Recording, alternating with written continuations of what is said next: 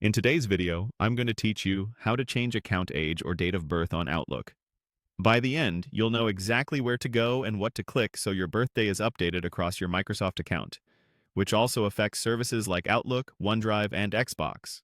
Start by opening your web browser and heading to your favorite search engine. Type Outlook, then click the official Outlook website in the results. If you're not signed in yet, sign in to your Outlook mail as you normally would.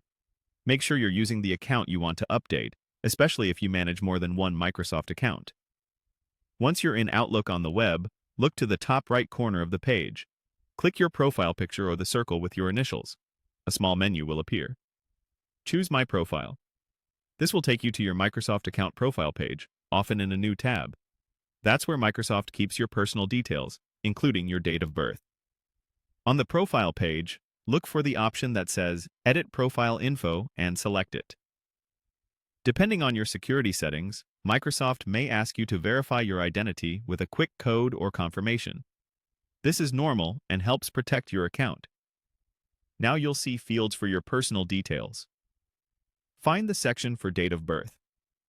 Carefully update the day, month, and year to reflect your correct information. It's important to enter your real date of birth.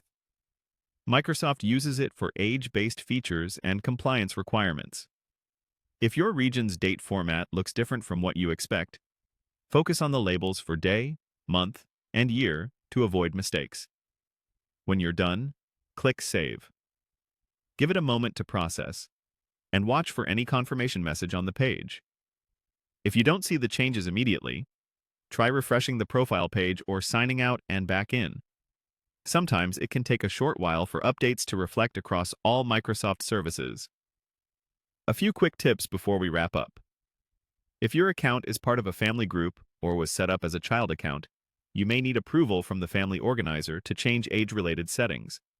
If Microsoft prompts you for extra verification, follow the on-screen instructions. That's a standard security step. And remember, don't share personal details like your full birth date in public or on screen recordings. That's it. You opened Outlook, went to your profile, edited your date of birth, and saved the change. Thanks for watching, and I hope this helped you update your information smoothly.